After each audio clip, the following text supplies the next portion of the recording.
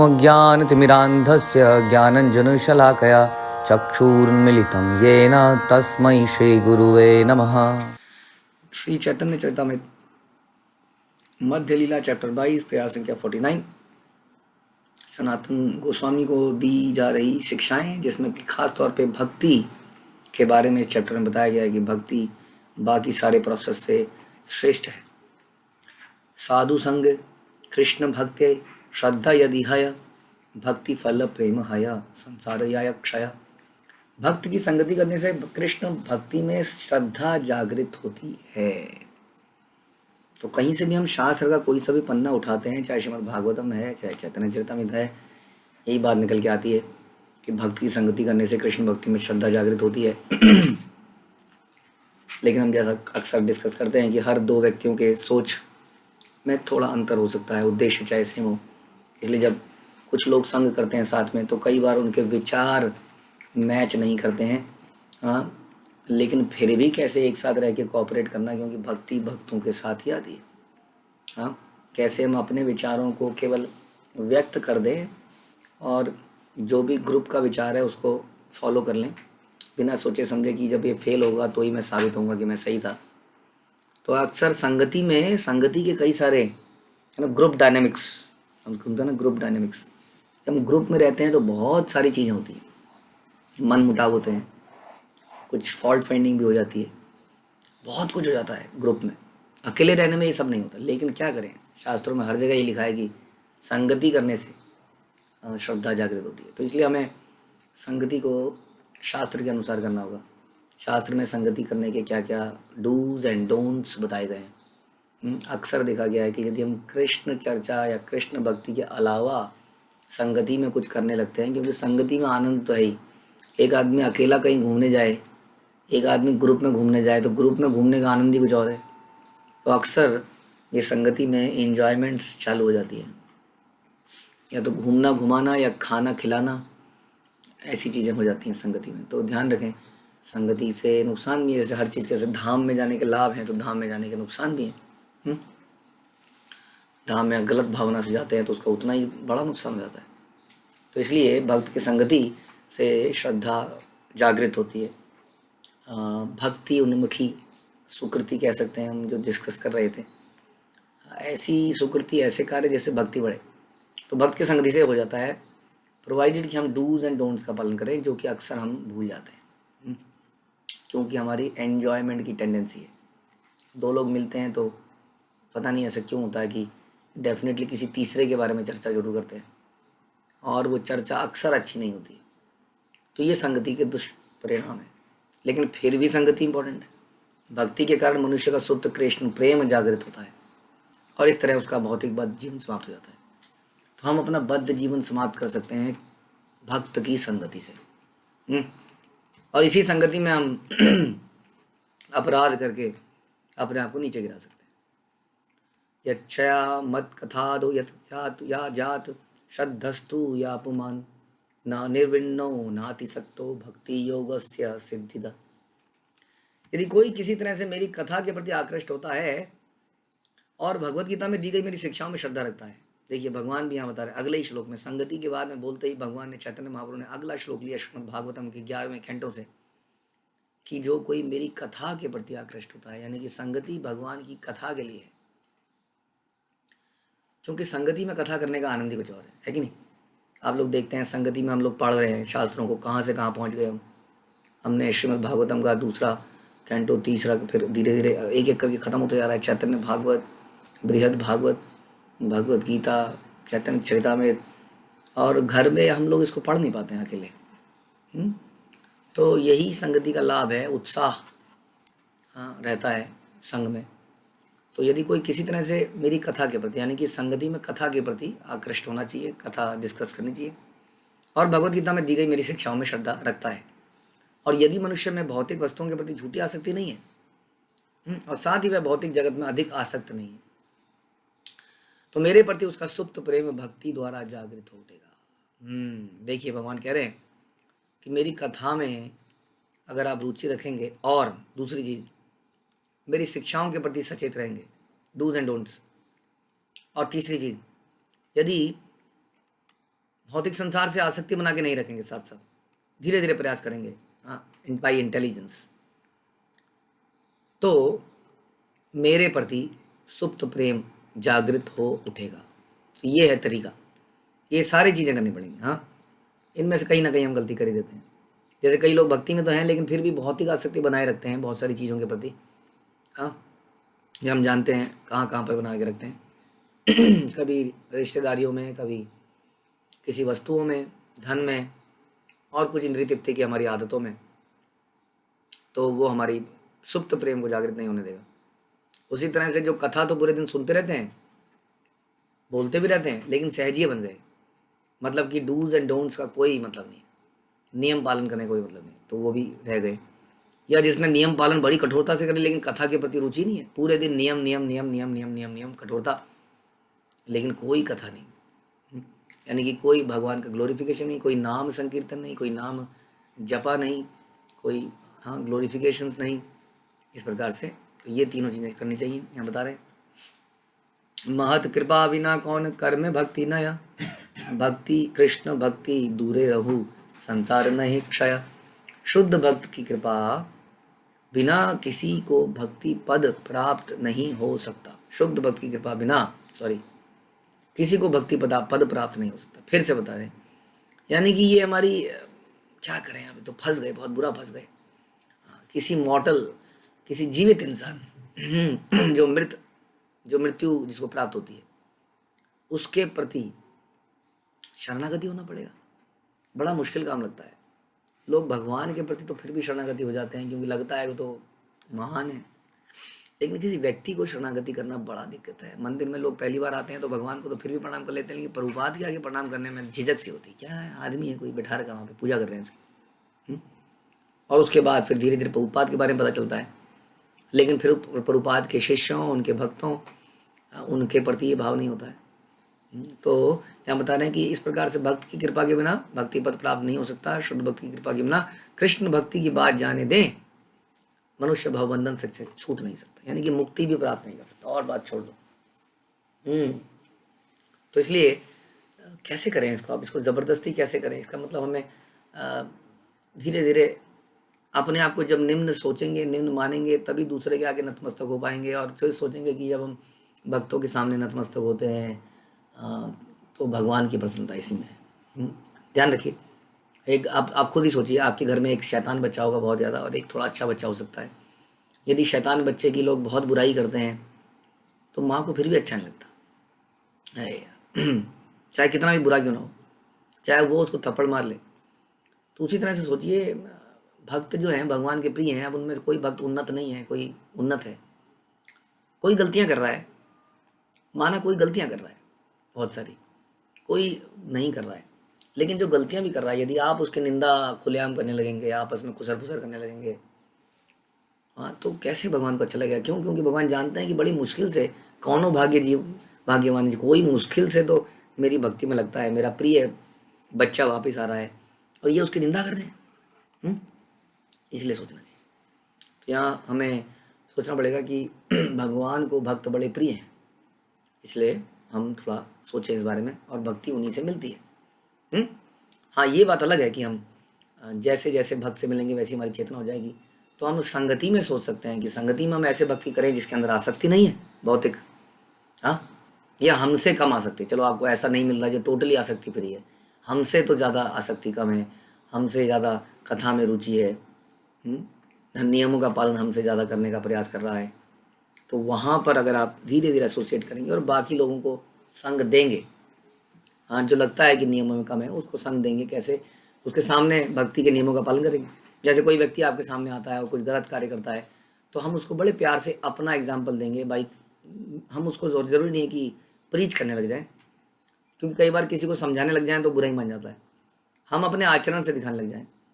जैसे किसी ने किसी की निंदा करी, मैं अक्सर बोलता हूँ, आपने उसकी, अरे माता जी, आप हो सकता है आपके साथ ऐसा हो, लेकिन मेरे साथ ना एक बार ऐसा हुआ था, मैंने उनको ये करते हुए देखा, मैंने उनको वो करते हुए देखा। करते रहेंगे, वो अपना करता रहेगा, आप अपना करते रहेंगे, थोड़ी देर में उसको समझ में आएगा जरूर बाद में। तो इस प्रकार अपने आचरण से हम उनको संग देते हैं। और फिर हम संग कैसे का करते हैं, इसको तो हमने दिया, यानी कि इनकी बात सुनने में ज़्यादा इंटरेस्टेड नहीं है, हम सुनेंगे तो घुसेगा। ध्यान रखिए, संग देने का मतलब क्या है? संग देने का मतलब है देना, लेना नहीं।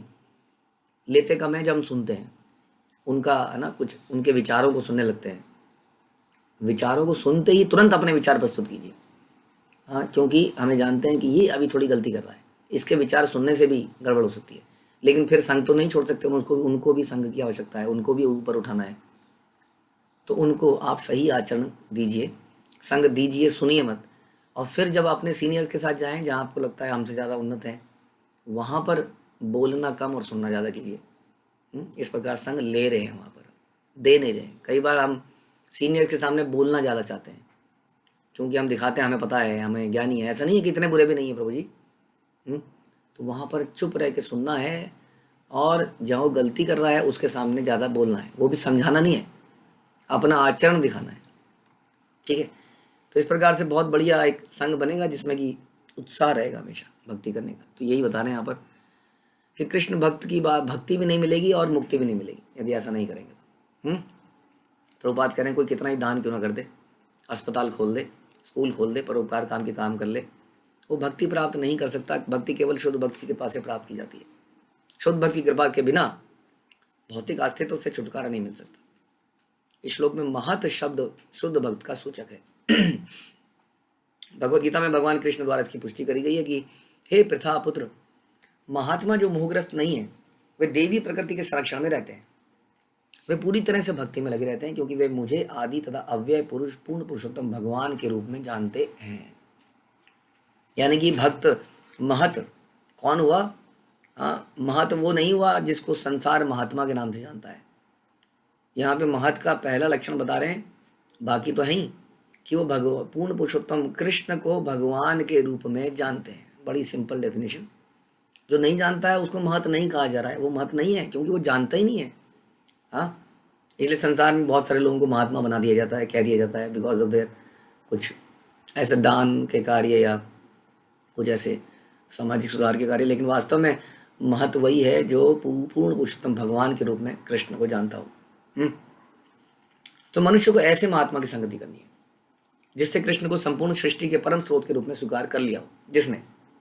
तो ऐसे तो बहुत सारे लोग हैं, जैसे मैंने बोला, लेकिन हो सकता है उनमें पर्सनली कुछ कुछ कमियां हो। तो क्या कमियां मेरे अंदर नहीं है? इसलिए उनकी कमियों को स्वीकार किए बिना उनके इस गुण को स्वीकार कीजिए कि उन्होंने कृष्ण को पूर्ण पुरुषोत्तम भगवान के रूप में स्वीकार किया है। They are very rare people. उनके अंदर हम उनके गुणों को देखें। महात्मा हुए बिना मनुष्य कृष्ण की परम स्थिति को नहीं समझ सकता। वो आदमी साधारण है ही नहीं, बता रहे हैं इसमें। हमें क्यों नहीं लगता, हमें क्यों साधारण लगता है? क्योंकि हम भक्तों के बीच में रहते हैं ना। तो हमें चारों तरफ भक्त दिखते हैं। जरा सा भक्तों के संग से दूर जाइए, आपको समझ में आएगा कितना सूखा पड़ा है संसार में। सूखा है एकदम, भक्त है नहीं एक्चुअली। हम लोग तो बाई चांस भक्तों के बीच में आ गए हैं। शिला प्रभुपाद की कृपा से जहाँ मंदिरों का निर्माण हुआ, सेंटर्स बने, वहाँ भक्तों का एक जमावड़ा बन गया। लेकिन अगर इससे बाहर निकलें तो ज़बरदस्त सूखा पड़ा हुआ है। ड्राइनेस आपको महसूस हो जाएगी यदि आप इससे बाहर निकलेंगे तो। इसलिए बता रहे हैं कि महात्मा हुए बिना कोई इसको समझ नहीं सकता, यानी कि महात्मा ही है, भले ही वो 10 गलतियां क्यों ना कर रहे हो। महात्मा दुर्लभ तथा दिव्य होता है और वह भगवान का शुद्ध भक्त होता है। मूर्ख लोग कृष्ण को मनुष्य मानते हैं, मूर्ख है वो। तो ऐसा व्यक्ति कृष्ण को मनुष्य नहीं मानता, सामान्य व्यक्ति नहीं मानते। व्यक्ति की भौतिक स्थिति चाहे जो भी हो, उसे भक्त महात्मा के चरण कमलों की शरण ग्रहण करनी चाहिए। और जो मूर्ख है, बता रहे हैं प्रभुपाद, वो भगवान के भक्त को भी एक सामान्य व्यक्ति मानते हैं। ना तो भगवान साधारण है, वो तो हम जानते हैं, ना ही उनका भक्त, क्योंकि वो भी रेयर कमोडिटी है। हाँ, बहुत ही, और उन्हीं के माध्यम से भक्ति मिल सकती है। जो बता रहे हैं कि जो व्यक्ति भौतिक स्थिति चाहे जो भी हो, उसे भक्त को महात्मा के चरण कमलों की शरण करनी चाहिए, और उसे समाज, समस्त मानव समाज का सर्वश्रेष्ठ शुभ चिंतक मानना चाहिए। यानी कि भक्त कौन है? समाज के सबसे बड़े शुभ चिंतक। लोग मानते नहीं इस बात को, लोगों को धीरे धीरे बात रियलाइज होती है, प्रारंभ में रियलाइज नहीं होती। सबसे बड़ा शुभ चिंतक, a friend in need is friend in deed.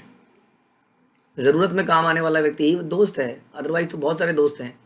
कहते हैं ना, उगते को तो सब नमस्कार करते हैं, सूरज को, डूबते को नहीं करते हैं। उसी तरह जब हमारे जीवन में सब कुछ बढ़िया चल रहा होता है, सक्सेस हैज मैनी फ्रेंड्स, कहते हैं सक्सेस हैज मैनी रिलेटिव्स। जब हम हमारे साथ सब बढ़िया है तो बहुत सारे दोस्त हमारे आसपास रहेंगे, लेकिन जब संसार में संकट आएगा, हाँ, तो हमने देखा कि लोग भक्तों से भागते हैं, उनकी बुराई करते हैं, लेकिन जब जब उनके जीवन में दुख आते हैं तो हमने देखा है ऑफिस में, घर के आसपास, वो उसी भक्त के पास जाते हैं, सुनो यार तुम लोग पूजा पाठ करते हो ना, मैं बड़ा दुखी हूँ, हाँ जरा बताओ जरा क्या है क्या नहीं है, अब क्यों आए उसके पास, है ना। तो वास्तव में अ friend Indeed is friend Indeed. तो ज़रूरत पड़ने पर हमने देखा भक्त ही काम आया। चाहे कोरोना आया समाज में, चाहे कोई डिप्रेशन का शिकार हुआ, तो वो ऐसे मंदिरों में ही जाता है। मैंने देखा कि डिप्रेशन फिल्मों देखो देखने का से कभी दूर नहीं हुआ। मेरे को आज तक किसी ने नहीं बताया कि प्रभु जी बड़ा डिप्रेशन में था मेरी लत लग गई थी पिक्चरों को देखने की, क्योंकि पिक्चरों से डिप्रेशन दूर होता है, ऐसा ऐसा किसी ने बोला नहीं आज तक। हाँ, लोग कहते हैं कि इतने मंदिरों का निर्माण क्यों करना है, प्रभुपाद जो बना रहे हैं, प्रभुपाद के शिष्य बना रहे हैं, हाँ इससे अच्छा तो कुछ अस्पताल खोलिए, कुछ और खोलिए। हमारे किसी भक्त ने उनको बोला कि इस्कॉन मेंटल हॉस्पिटल खोल तो रहा है जगह जगह, मेंटल डिजीज से ही सारी डिजीज होती है ना। तो ये मंदिर जो है साधारण चीज़ थोड़ी है, तो मेंटल हॉस्पिटल है वास्तव में, जहाँ लोगों को ऐसे मानसिकताओं से दूर करा जाता है, उन्हें उनके अंदर रियली में उत्साह भरता है। हुँ?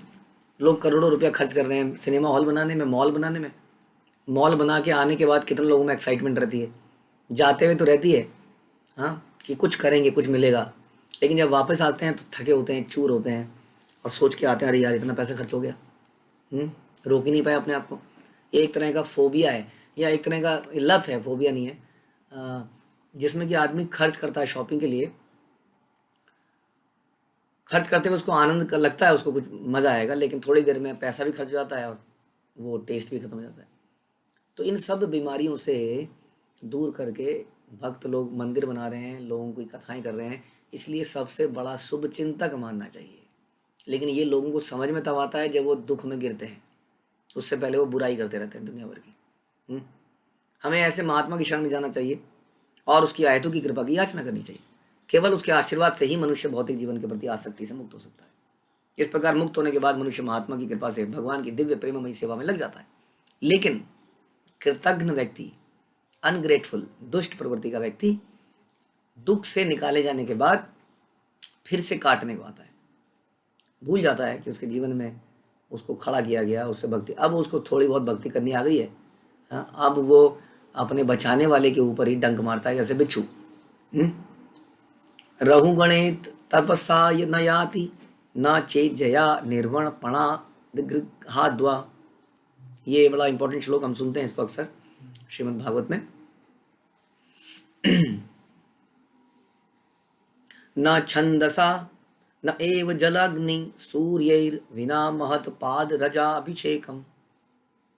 महत पाद रजोभिषेकम, यानी कि महान व्यक्ति, यानी कि भक्त की बात कर रहे हैं, उसके चरणों की धूल से हमें स्नान करना चाहिए, जैसा हम सॉन्ग में भी सुनते हैं।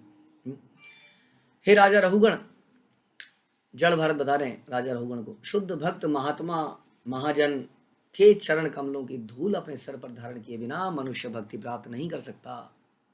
केवल कठिन तपस्या से, अर्च विग्रह की भव्य पूजा करने से, संन्यास से, गृहस्थाश्रम के नियमों का कठोरता से पालन करने से, वेदों का अध्ययन करने से, जल में डूबे रहने, आग अथवा कड़ी धूप में खुला बैठने से भक्ति प्राप्त नहीं हो सकती। कैसे बता सकती है? महान भक्तों के महत्पाद रजोभिषेकम, महत्पाद महान भक्तों के चरण कमलों की धूल से अभिषेक करके। और इसको लिटरल मतलब में भी समझना है, और इसको इंटरनल घुई है सीक्रेट मतलब भी समझना है, कि केवल उनके पैरों का धूल सर पे झड़ लिया का मतलब है कि उन अपने आप को उनका दास माना, उनकी इंस्ट्रक्शंस के प्रति समर्पण, तब भक्ति मिलती है।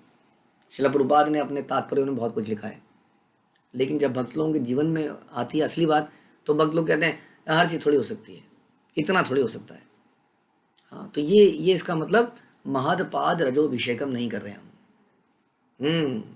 शिला प्रभु, जय शिला प्रभुपाद प्रभुपाद प्रभुपाद, केवल ये तो करना ही है। इसके अलावा उन्होंने जो अपने तात्पर्य में बताया, उसके बाद हमारे आचार्य उनके शिष्यों ने बता रहे हैं, उनकी उनकी उन इंस्ट्रक्शन के प्रति कोई समर्पण ही नहीं है। फिर हम प्रैक्टिकल चीज़ें बता रहे हैं, ये प्रैक्टिकल प्रॉब्लम है, हम ग्रस्ता हैं, हम ये हैं, हम वो हैं, हमारे साथ ये समस्या, हम नौकरी करते हैं, हमारे साथ ये है, ऐसा थोड़ी हो सकता है, ये थोड़ी हो सकता है, इतना खाना कैसे छोड़ दें, ये क्या कोई मुझसे बोल रहा था कि अच्छा आपके यहाँ पर वो तुलसी दाल की भोग लगाना ही नहीं है। अरे यार ये तो बड़ा मुश्किल काम है, बताओ। लोगों के लिए ये भी मुश्किल काम है, हाँ, कि भोग लगा के खाया जाए। तो लोगों ने कई तरह के अपने कुछ नियम बना लिए हैं, इतना नहीं हो सकता है, ये हो सकता है, ये नहीं हो सकता है, ये तो ब्रह्मचारियों के लिए है, गृहस्थों के लिए नहीं है। और उपाद के तात्पर्यों में कहीं पर भी मैंने आज तक नहीं देखा लिखा हुआ कि ये लाइनें मैं ब्रह्मचारियों के लिए लिख रहा हूँ। तो इसलिए रजोभिषेक का मतलब है उनकी बातों को मानना, मानने के लिए प्रयास करना। एटलीस्ट नहीं कर पा रहे हैं, हम ट्राई तो कर सकते हैं। तो ये है इसका असली मतलब। भागवत से आया, यहाँ पर जड़ भारत रघुगण को बताते हैं कि किस प्रकार परमहंस अवस्था प्राप्त की जाती है। सिंधु सोवीर के राजा महाराज रघुण ने जड़ भरत से पूछा कि उन्होंने किस तरह परमहंस की अवस्था प्राप्त करी। रहे राजा भरत, नॉट भरत, जड़ भरत, आप इतने सीरियस भक्ति में इतने परमहंस कैसे हो गए? तब वो बता रहे हैं कि मैं कैसे हो गया, इस प्रकार से भक्तों की सेवा करने से। राजा ने उन्हें अपनी पालकी ढोने के लिए कहा, किंतु जब परमहंस जड़ भरत से दर्शन सुना, फिलॉसफी सुनी, तो उसे आश्चर्य हुआ और उन्होंने जड़ भरत से पूछा कि ये आप ऐसी अवस्था को कैसे प्राप्त हुए। तब उन्होंने बताया ये रहस्य। नेशाम मतिस्ता वधुर क्रमांघ्रि स्पर्शत यन यन थाप गमो यदर्थ महीयसाम पाद रजोभिषेकम निष्किंचनानाम न वृणीत यावत। ये श्रीमद् भागवत से लिया गया। अगेन नारद मुनि युधिष्ठिर को उपदेश दे रहे हैं प्रहलाद महाराज के कार्यों के बारे में, कि जब तक मानव समाज महात्माओं के, हाँ, वे भक्त जिनका भौतिक संपत्ति से कोई लगाव नहीं। देखिए महात्मा जब भी बोला जा रहा है तो क्लेरिफाई किया जा रहा है कि भगवान को जो पूर्ण पुरुषोत्तम मानता है, भौतिकता से लगाव नहीं है, उनके चरण कमलों की धूल को स्वीकार नहीं करता, तब तक मानव समाज जाति भगवान कृष्ण के चरण कमलों की ओर अपना ध्यान नहीं ले जा सकती। हमने आपको एग्जाम्पल बताया था, एक व्यक्ति प्रभुपाद के पास आया, प्रभुपाद प्रभुपाद आपकी कृपा चाहिए, प्रभुपाद जाऊंगा नहीं, प्रभुपाद जाऊंगा नहीं। चरणों की धूल में आप कहोगे देखिए ये है भक्तों के चरण कमलों की धूल को स्वीकार करना, चरणों में गिरा रहा। और जैसे प्रभुपाद ने बोला जाओ मैं तुम्हें आशीर्वाद देता हूँ, तो आज से तुम्हारा भौतिक, हाँ, सब जो भी उपलब्धियां हैं समाप्त हो जाए। वो घबरा के उछल गया, उसको लगा मेरे को श्राप दे दिया है। क्या बोल रहे हो स्वामी जी, मैं तो सोचा था आशीर्वाद देंगे। तो ये कई बार ऐसा लगता है कि हम चरण कमलों में धूली ले रहे हैं, लेकिन वास्तव में हम अपना और अपने परिवार का भला ही चाहते हैं, बस भौतिक भला। और उसी के लिए कई बार चरण कमलों की शरण है। बहुत सारे लोग साधुओं की के पैर छूना चाहते हैं, भारतवर्ष में खास तौर पे बहुत सारे लोग, लेकिन उनका उनका उनके वचनों के प्रति कोई कमिटमेंट नहीं होता है। हाँ, बहुत सारे लोग पैर छुएंगे, क्लास शुरू होगी, क्लास में बैठेंगे और आधे से ज़्यादा लोग गायब। हाँ, उनको इंटरेस्ट किस चीज़ में आएगा?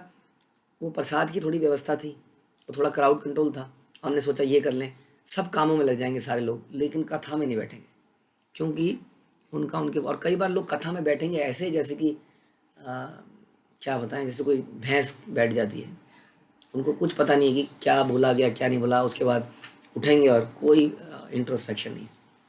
तो वास्तव में ये जो चरण कमलों की शरण लेने की बात करी जा रही है, जो कि हम अक्सर लोग दिखते हैं पैर छूते हुए, और बिल्कुल ऐसा लगेगा कि, लेकिन असली शरणागति है वचनों के प्रति, जो उनकी इंस्ट्रक्शन है उनके प्रति जब तक अटैचमेंट नहीं है तब तक। इसलिए कहते हैं कि हमारे आचार्यों ने ये जो शास्त्र लिखे हैं ना, ये जो ग्रंथ हैं जिनका ट्रांसलेशन, तात्पर्य इत्यादि लिखा है, ये बड़े महत्वपूर्ण है और इनके प्रति हमारी श्रद्धा बड़ी महत्वपूर्ण है। कभी ये मत सोचिए नहीं नहीं हमारे लिए नहीं है, ये तो पॉसिबल नहीं है, क्योंकि impossible is the word in fools dictionary, ऐसा प्रभुपाद कहते हैं, इम्पॉसिबल। हमें खुद अपने जीवन में हम जब देखते हैं कि ये क्या क्या कर दिया हमने, तो ऐसा लगता है कि हमने तो नहीं, इतना बुद्धि तो नहीं थी हमारे पास वास्तव में। अब भी ऐसा लगता है कई कार्यों को देख के हमने कर कैसे दिया, इतनी बुद्धि नहीं थी, लेकिन क्योंकि हमने वो वचनों पे भरोसा करके हम एक कदम बढ़ाया, तो भगवान ने हमें गोदी में उठा लिया और उठा के आगे रख दिया। अब देखते हैं अरे इतना लंबा रास्ता हमने तय कैसे कर लिया। यही बात है, तो हमें विश्वास पूरा होना चाहिए अपने ऊपर नहीं, इन बातों के ऊपर। अपने ऊपर तो विश्वास है ही नहीं, क्योंकि हम तो डिपेंडेंट हैं। तो ये बता रहे हैं कि जब तक कोई इन आत्माओं को से लगाव, इन आत्माओं की चरण कमलों की धूलि को नहीं स्वीकार करता, तब तक मानव जाति भगवान कृष्ण के चरण कमलों की ओर अपना ध्यान नहीं ले जा सकती। वे चरण कमल भौतिक जीवन के समस्त अवांछित कष्टों को दूर करने वाले हैं। ये भी बता रहे हैं यहाँ पर नारद मुनि बता रहे हैं, इवन आपके मेटीरियल पेन भी कम हो जाएंगे। ये तो बड़ी अच्छी बात है।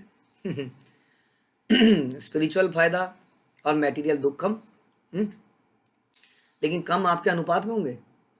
जब हमारे अनुपात में इतने पापों का कर्म है, हाँ, तो उसके अनुपात में कुछ तो आपको भोगना ही पड़ेगा। जो फल, जो कर्म, पाप कर्म फल के रूप में हमारे सामने आ गए हैं, वो फल तो खाना ही पड़ेगा। वो कैसे, आप टोटली समाप्त तो नहीं होगा ना। इसलिए धैर्य रखते हुए, उनको सहन करते हुए भक्ति करनी है। लेकिन यहाँ फिर भी नारद मुनि बता रहे हैं अवांछित कष्ट दूर हो जाएंगे। एक और चीज़ हम बताते हैं, हम देखते हैं कि भक्तों के जीवन में बड़े बड़े कष्ट आते हैं और भक्त उसको झेल के निकल जाते हैं। आप जानते हैं कि भगवान यहाँ पर हमारी क्या मदद करते हैं। आप कहोगे इतने बड़ा कष्ट आया, हमने सहन कर लिया। नहीं, वो सहन करने की शक्ति भी कृष्ण ने दी। ये हम नहीं समझ में आता है। हमारा दुख दूर कर देते हैं तो हमें लगता है हाँ अब दुख आ गया तो मैंने सहन, नहीं, सहन करने की वो, यही तो भगवान की कृपा है कि कर्मा के रिएक्शन भी दे दिए और हमको वो शक्ति भी प्रदान कर दी कि हम उसको आराम से झेल जाएं। नहीं तो लोग तो टूट जाते हैं, समाप्त हो जाते हैं। तो ये भगवान की कृपा है। तो ये भी भागवत से लिया गया बड़ा इंपॉर्टेंट श्लोक।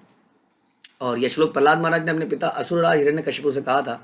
उन्होंने अपने पिता की भक्तियों की नौ आधारभूत विधियां बताई है ना। प्रहलाद महाराज ने नवदा भक्ति के बारे में जब उनसे पूछा, बताओ तुमने क्या सीखा है बेटा, तो उन्होंने श्रवणम कीर्तनम विष्णु स्मरणम, उन्होंने ये बताना शुरू कर दिया और बोला कि जो इन विधियों का पालन करता है वो विद्वान पंडित माना जाता है। लेकिन ऐसा करने के लिए तुम्हें किसी भक्त की शरणागत होना पड़ेगा। भक्त की शरणागत, दिमाग खराब है।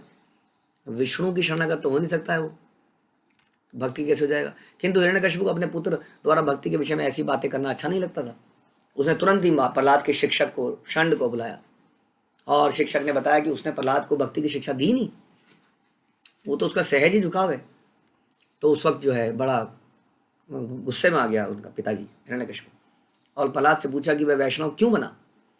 तो उसके उत्तर में उन्होंने ये श्लोक सुनाया, जिसका मतलब है कि कोई भी व्यक्ति अन्य भक्त का आशीर्वाद तथा कृपा पाए बिना भक्त नहीं बन सकता है। मुझे भक्त की कृपा मिली है इसलिए मैं भक्त बन गया हूँ। तो नारद मुनि की मेरे पर बड़ी कृपा है इसलिए मैं भक्त बन गया हूँ।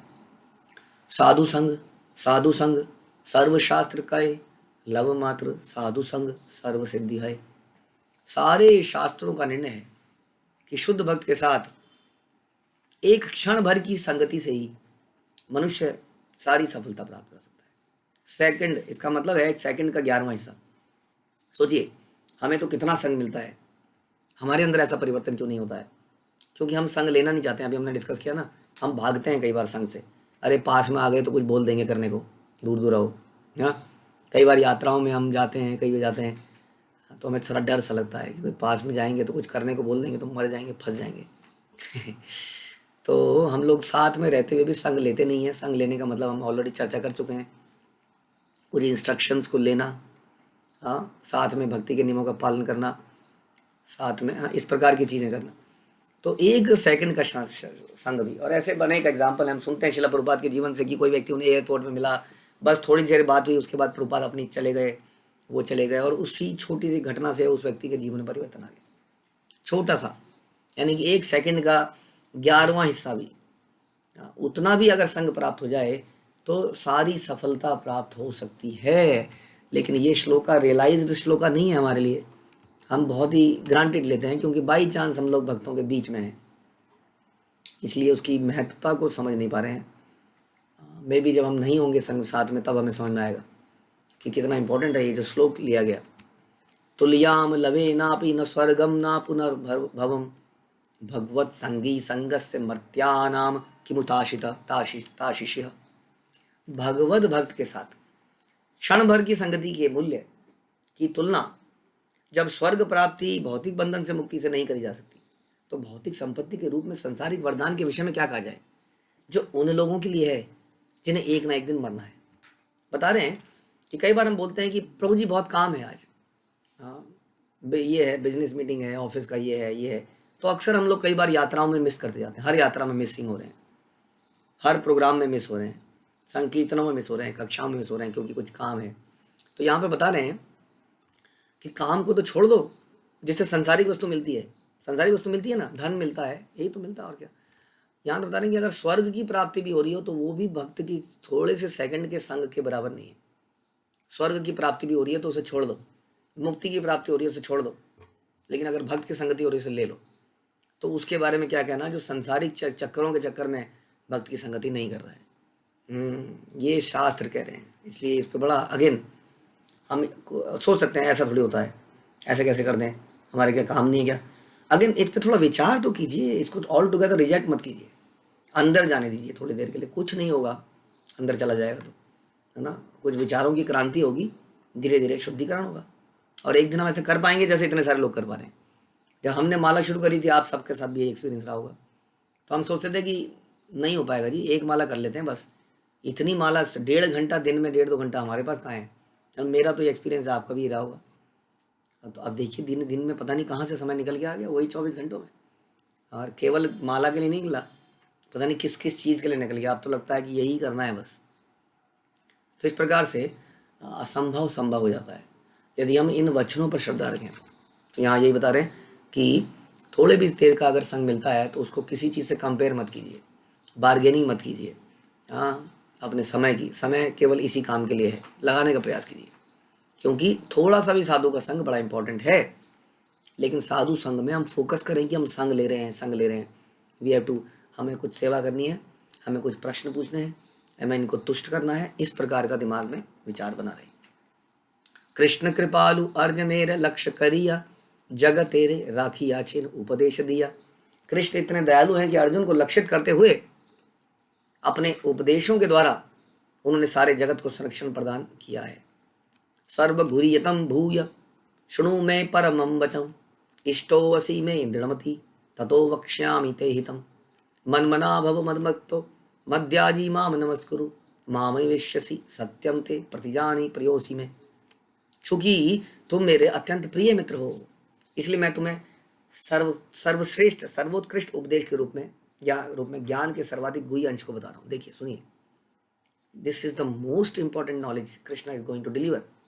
क्यों? क्योंकि अर्जुन उनका मित्र है, बट समहाउ पता नहीं कैसे, by chance sheer mercy of Vaishnav, ये दो मित्रों की गुह्यतम बातें हमारे कानों में आ गई गुरु परंपरा के माध्यम से। ऐसा नहीं है, कानों में पहले भी आई होंगी इस्कॉन ज्वाइन करने से पहले, लेकिन पता नहीं क्यों इन बातों ने हमें परिवर्तित नहीं किया, क्योंकि महत पद पाद रजोभिषेकम नहीं किया था।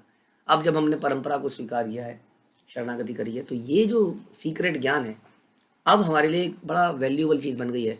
और ये क्या है? सदा मेरा चिंतन करो, सदा मेरे भक्त बनो, सदा मेरी पूजा करो, सदा मुझे ही नमस्कार करो, इस तरह तुम मेरे पास आ जाओगे। मैं तुम्हें वचन देता हूँ क्योंकि तुम मेरे प्रिय मित्र हो।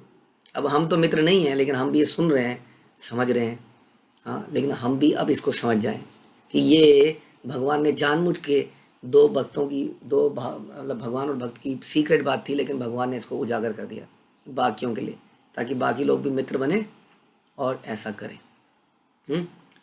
तो यहाँ पर भी हम लोग जब तक मित्र नहीं बनेंगे भक्तों के, है ना, भगवान के मित्र, तो हम क्या बनेंगे? पहले भक्तों के तो मित्र बन जाए।